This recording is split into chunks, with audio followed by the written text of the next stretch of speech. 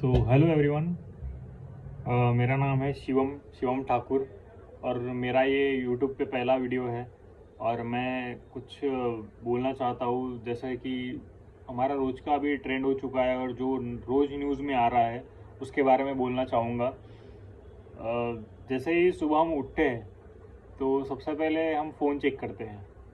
कुछ भी कोई भी बोले, लेकिन सबसे पहले हम उठते हैं और फ़ोन चेक करते हैं और सबसे ज़्यादा इंस्टाग्राम ओपन करते हैं। इंस्टाग्राम ओपन करने के बाद हमें क्या क्या दिखता है, रोज़ हमें एक चीज़ देखने को मिलती है, वो कॉमन हो चुकी है कि एक पत्नी ने अपने आशिक के साथ मिलकर उसके पति को मार दिया।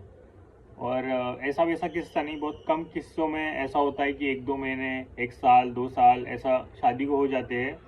लेकिन 8 साल हो गए, 10 साल हो गए, ऐसी जो पत्नियां हैं वो ज़्यादातर मार रही है अपने पति को और अपने आशिक के साथ अपने बच्चे को लेके भाग जा रही है।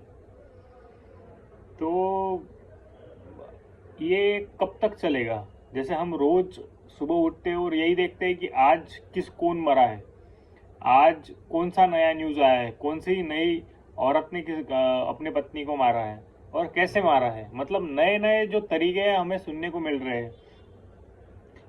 ये लागू होता है इंसानों के ऊपर जो मतलब दोनों तरफ से, लड़का हो लड़की हो, दोनों तरफ से लागू होता है। लेकिन हमें रोज़ ये सुनने को मिल रहा है, ऐसा बहुत कम मामलों में हमने सुना है कि अपने पति ने अपने मतलब जो भी उसकी प्रेमिका थी उसके साथ मिलके अपनी पत्नी को मारा। बहुत कम देखने को मिला है और बहुत कम सुनने को मिला है। अभी सोशल मीडिया है, कुछ छुपता नहीं है, कोई छूटता भी नहीं है और छुपाना भी चाहो तो नहीं छुप सकता, क्योंकि सोशल मीडिया का दौर इतना आगे बढ़ चुका है। अगर कोई तुम्हें रास्ते पे अगर मरने के हालत में तुम्हें मिला और उसका अगर एक्सीडेंट हो चुका है, उसका खून बह रहा है और वो हेल्प मांग रहा है, तो लोग सबसे पहले उसकी हेल्प नहीं करेंगे, सबसे पहले उसका वीडियो निकालेंगे। तो वीडियो तो हर जगह मिलता है हमें, और सोशल मीडिया तो सब यूज़ करते हैं। ऐसा नहीं कि कोई उसके लिए कोई एजुकेशन चाहिए या फिर क्वालिफिकेशन चाहिए, 10th पास होना चाहिए, ऐसा नहीं है। सबके पास फ़ोन है, सबके पास। जिसे मैं बोलता हूँ ना, जिसको पढ़ना भी नहीं आता उसके पास भी फ़ोन है।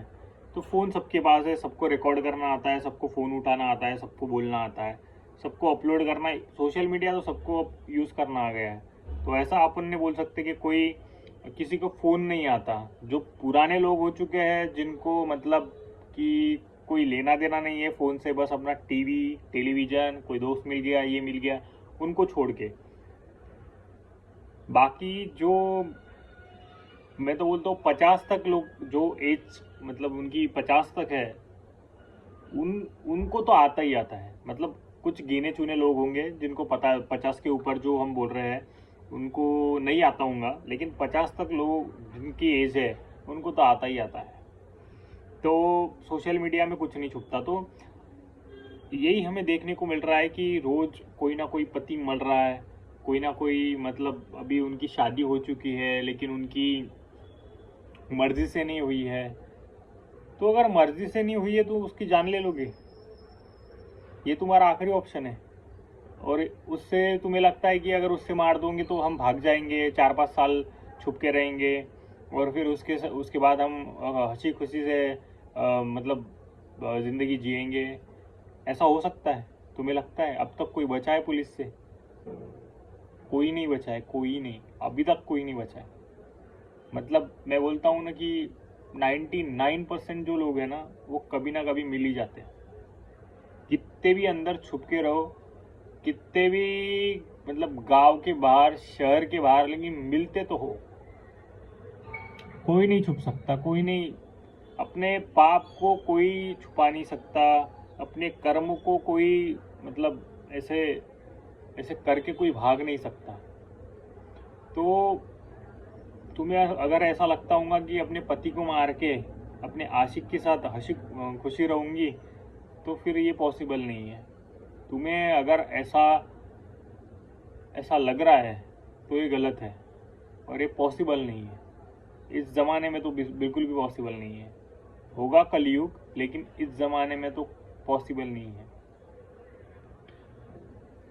तुम्हें ऐसा, तुम मारती क्यों हो पति को, पता है क्यों मारती है ये लड़कियां पति को?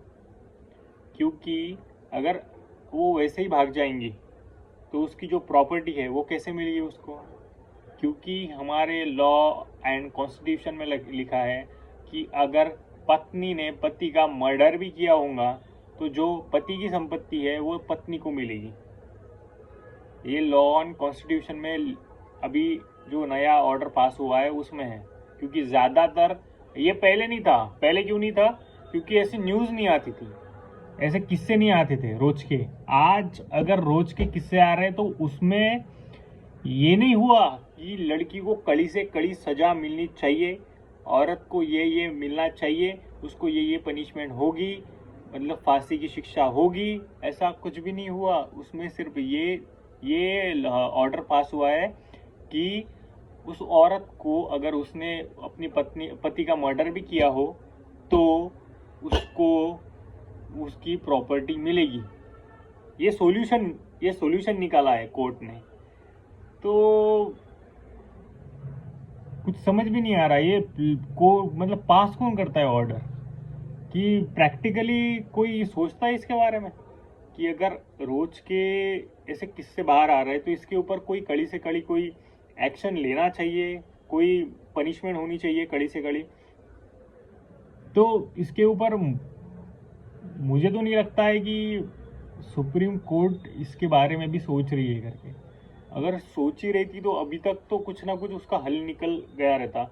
मैं जहाँ तक नोटिस कर पा रहा हूँ कि जब से अतुल सुभाष का केस आया है, जब से उसने खुदकुशी की है और अपनी पत्नी की वजह से, तब से ये केस बहुत ज़्यादा बढ़ गए। क्योंकि उस केस को बहुत ज़्यादा हाइक मिल गई थी। और वो ड्रम केस के बाद तो अभी लाइन लग चुकी है। अभी एक नया किस्सा आया है ड्रम केस वाला। अभी नया ट्रेंड चालू है कि वो बच्चा बता रहा है अपने पिता को कैसे मारा, और उसकी पत्नी ने पैर पकड़ लेते, उसके आशिक ने उसका मुंह दबाया, उसको उसके पति को मार के ड्रम में डाल दिया, दोनों भाग गए उसके बच्चे को लेके। मतलब ये रुकना चाहिए या चलते रहना चाहिए? अगर ऐसे ही चलता रहा तो फिर अगर देखो, अगर कोई आदमी ये सब करता है तो इसके ऊपर कड़ी से कड़ी सजा है, मतलब फांसी भी हो सकती है। मतलब मैं तो बोलता हूँ कि कुछ केसेस में हुई भी है कि मर्डर किया है तो फांसी तो है ही उसको। लेकिन औरत ने अगर 7 खून भी किए ना तो उसको माफ़ है, उसको सिर्फ जेल मिलेगी और आजीवन, मैं तो बोलता हूँ आजीवन कारावास मिलेगी। और कुछ टाइम बाद अगर उसका बिहेवियर अच्छा रहा, वो अगर दिख रही है कि चेंज हो गई है और उसमें कुछ बदलाव आ गया है, तो फिर कोर्ट उसको छोड़ भी देती है। लेकिन आदमी का ऐसा नहीं है, उसको फांसी होगी। मैं ऐसा नहीं बोलता सब केस में हुई है या सब केस में होती है, लेकिन कुछ केसों में उनको फांसी हुई है। तो फांसी हुई है मतलब बाकी केस में जो अगर बाहर आएंगे तो उसमें भी हो सकती है। तो उनको डर रहता है कि नहीं ये सब होगा, अपनी ज़िंदगी अपन गवा बैठेंगे, अपन खुश नहीं रहेंगे सब करके।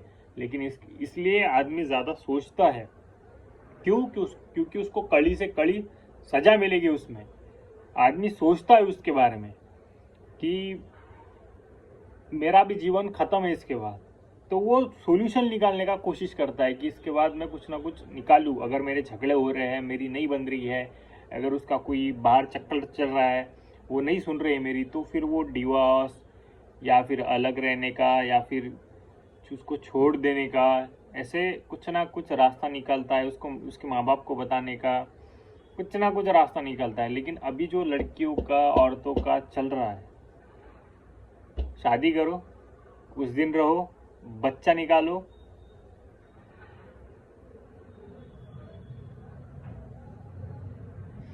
और फिर उसको मार डालो। अगर नहीं मार डाल सकते तो अलग हो जाओ, उससे एलिमनी लो, उससे मेंटेनेंस लो, उससे अपने बच्चे का भी मेंटेनेंस लो मोटा। अगर आदमी की सैलरी 20,000 रुपये है महीने की, तो उसको लगभग 10,000 रुपये अपनी पत्नी को देने पड़ते हैं मेंटेनेंस के तौर पे।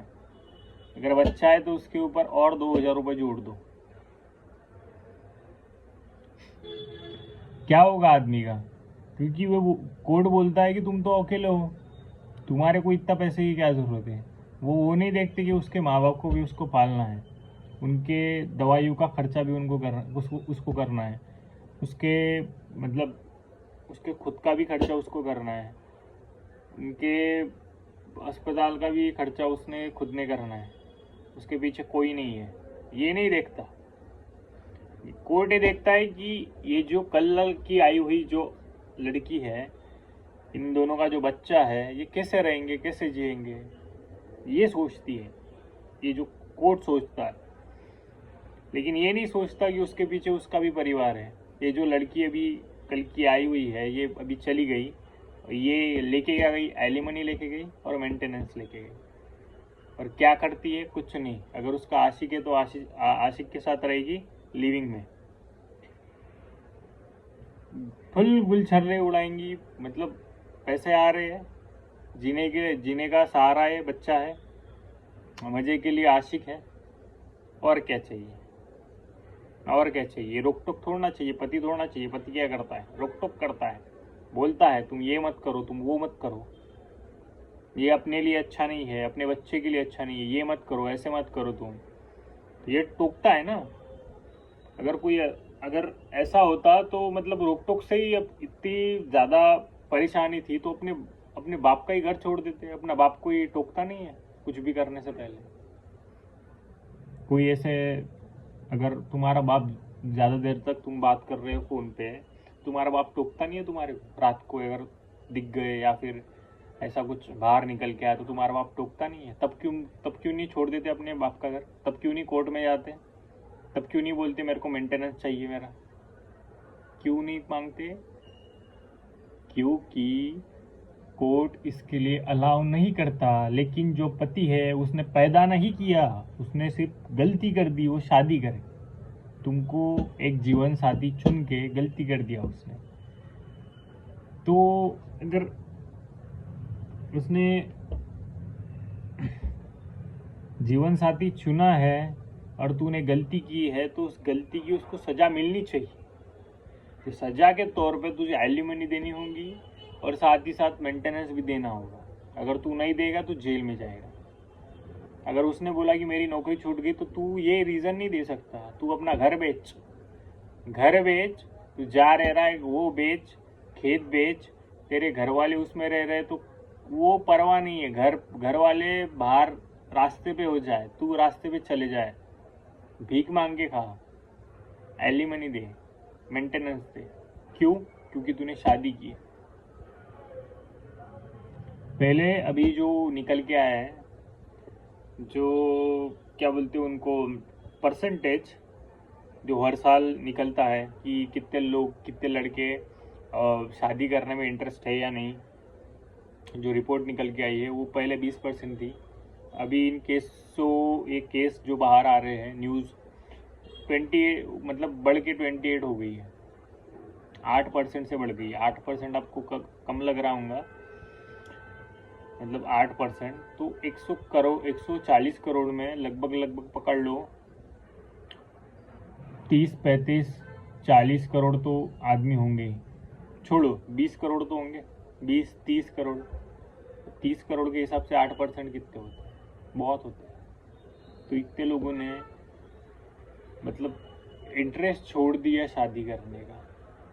मैं एक रैंडम बंदे से मिला, वो मतलब मुस्लिम था वो, तो उसने मेरे को पूछा कि तू इंटरेस्टेड है क्या शादी में? तो मैंने बोला हाँ, क्यों, ऐसा क्यों पूछ रहे हो?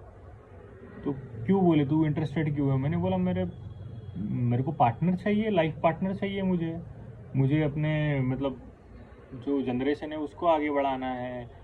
मतलब मुझे जो पार्टनर की ज़रूरत होगी सपोर्ट के लिए, हम जो एक उम्र के बाद सबको लगती है, तो मुझे भी चाहिए बोला।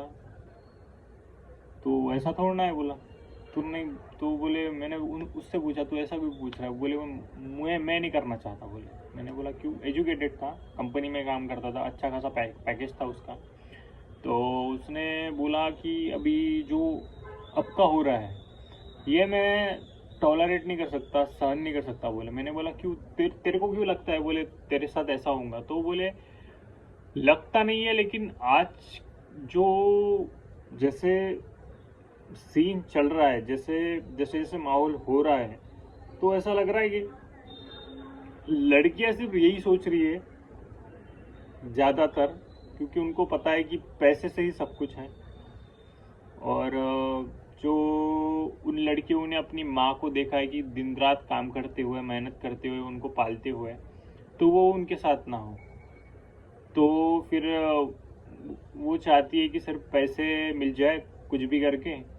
और उनको क्या, अगर शादी चाहिए होगा तो फिर कोई भी लड़का पड़ जाएगा, कोई भी लड़का आराम से।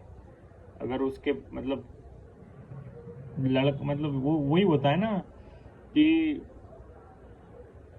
लड़कियों को लड़के तो बहुत जल्दी मिल जाते हैं, लेकिन लड़कों को लड़कियां बहुत जल्दी नहीं मिलती। तो वही है ना कि अटेंशन।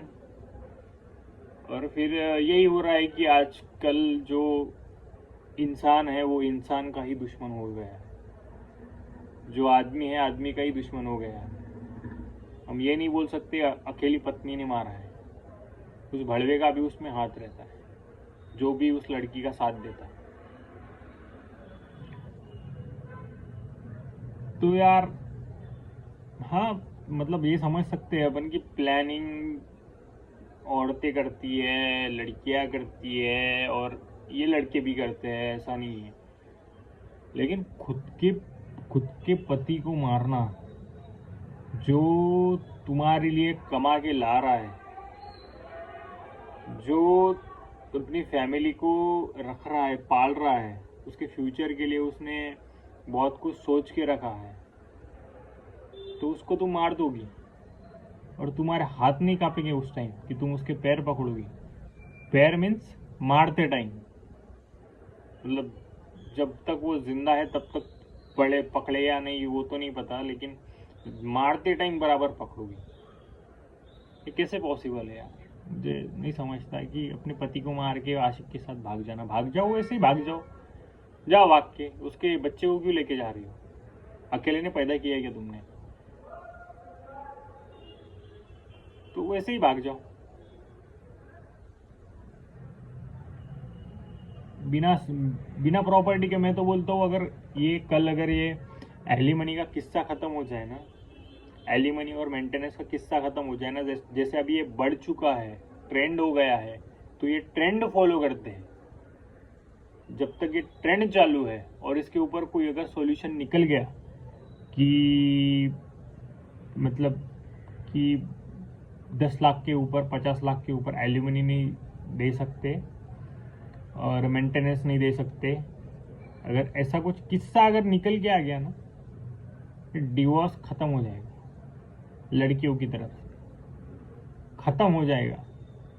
या फिर एलिमनी का और मेंटेनेंस का छोड़ दो, अगर तुम कैपेबल हो, तुम क्वालिफाइड हो और तुमने पहले जॉब किया है, लेकिन शादी की वजह से तुमने छोड़ दिया है, बच्चे की वजह से छोड़ दिया है, तुम्हारा बच्चा 10 साल के ऊपर है, तो तुम ये पति मेंटेनेंस एलिमनी नहीं दे सकता, मतलब उसको ज़रूरी नहीं है देना। तो मैं बोलता हूँ ना, डिवोर्स रेट ऑलमोस्ट खत्म हो जाएगा, खत्म। कोड बोलता है तुम जाओ, तुम्हारे हाथ पैर सही सलामत है, जाओ काम करो, कमाओ, अय्याशी करो, तुम्हारे जिसलिए तुम इतनी एलिमनी, इतनी मोटा पैसा मांग रही हो, तुम तुम्हारा शौक खुद पालो, खुद करो। अगर मेंटेनेंस चाहिए तो बच्चे का मिलेगा, अगर वो 10 साल के नीचे है। अगर बच्चा नहीं संभालना तो उसके वो आदमी को दे दो। अगर ऐसा होगा 10 साल का, तो उसको बहुत ज़्यादा समझ आ चुकी होती है उस टाइम। ऐसा नहीं कि उसको कुछ समझता नहीं है, सब कुछ समझता है 10 साल के बच्चे को। आजकल तो 12 साल के बच्चे, उनका रिलेशन चालू रहता है, तो 10 साल के बच्चे को तो ऑलमोस्ट समझता ही है सब कुछ। तो फिर 10 साल तक अगर वो बच्चा हो गया तो मेंटेनेंस और एलिमनी देने का कोई सवाल ही नहीं निकलता। तो फिर तुम्हारे अगर हाथ पैर सही सलामत है तो तुम कमाओ, तुम खाओ, तुम अपने आप को पालो। ये अगर कानून निकलता है ना तो डिवोर्स रेट ऑलमोस्ट खत्म हो जाएंगे, ऑलमोस्ट खत्म। अभी डिवोर्स जो हो रहे हैं वो वही है कि छोड़ने के बाद क्या मिलता है, क्या मिलता है। अगर उसमें फायदा है, अरे पैसे मिल रहे, एलिमनी मिल रही, मेंटेनेंस मिल रहा है, ये तो वही हो गई बिना काम का पगार, और किसी की रोक टोक नहीं, बोल नहीं सकता। एक महीना ऐसा नहीं होगा कि वो दे नहीं सकता पैसे, अगर नहीं दिया तो फिर उसको जेल हो जाएंगी, उसकी प्रॉपर्टी मेरी हो जाएंगी अगर वो जेल चला गया तो फिर क्या करेंगे, डिवोर्स।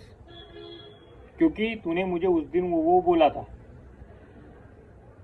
चाहे वो गुस्से में हो, चाहे वो किसी और हालत में हो, तुमने उसको कुछ बोल दिया, वो बाहर से आया थक हार के ऑफिस से, ऑफिस में क्या चलता है तुमको नहीं पता, वो आया, तुमने कुछ बोल दिया, उसने कुछ बोल दिया, तो तुमने क्यों बोला, उसकी वजह से फिर क्या होगा, डिवोर्स होगा। नहीं मुझे डिवोर्स चाहिए, तो वो आदमी बोलेगा मुझे नहीं देना है, तो एक काम करो, मुझे तुम्हारे साथ नहीं रहना, तो मैं अलग रहती हूँ, मेरे को मेंटेनेंस दो।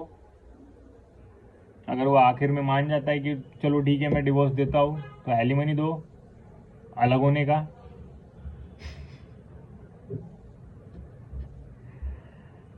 यार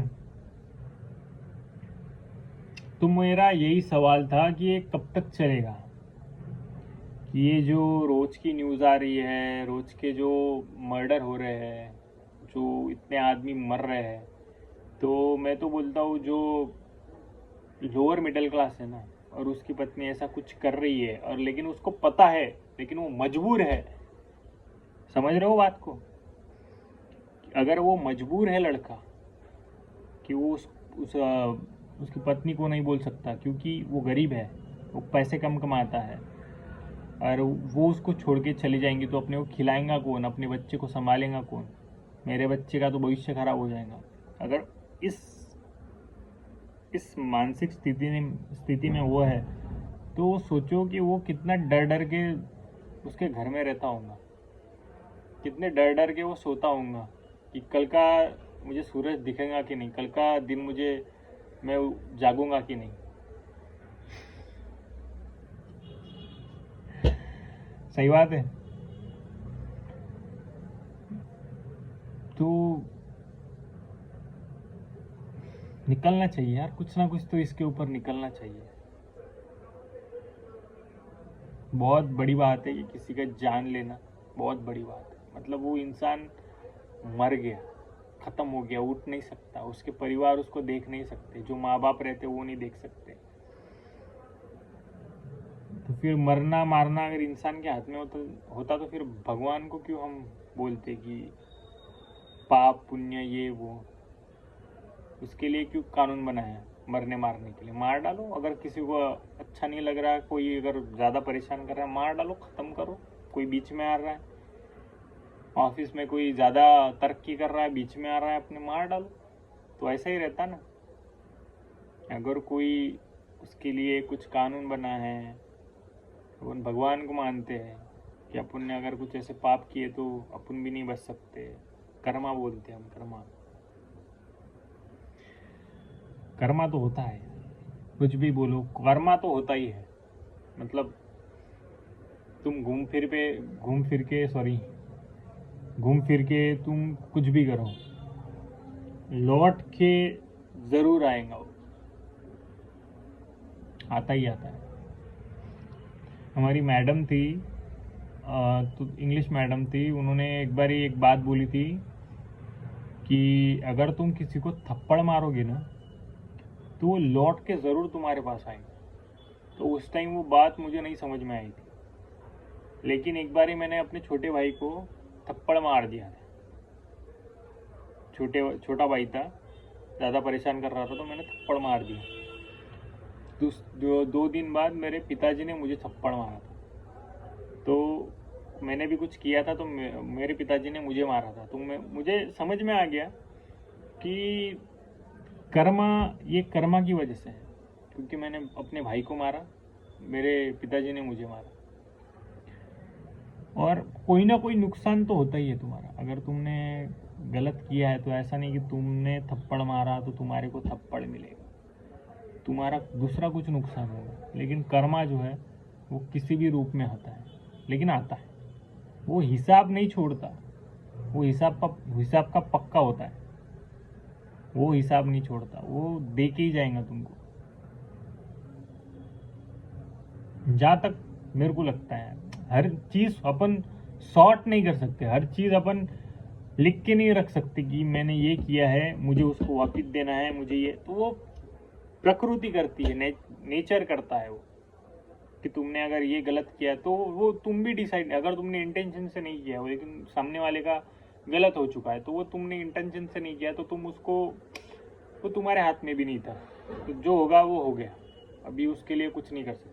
अगर तुमने गलती से कुछ कर दिया, किसी का नुकसान हो गया, ये हो गया, वो हो गया, तो वो आएगा, लेकिन उसके लिए भी अलग से कुछ होगा कानून, नया नियम, वो भगवान देखेंगे, वो नेचर डिसाइड करेंगे, अपन उसमें कुछ नहीं होते, वो भगवान के ऊपर छोड़ देना चाहिए उस टाइम।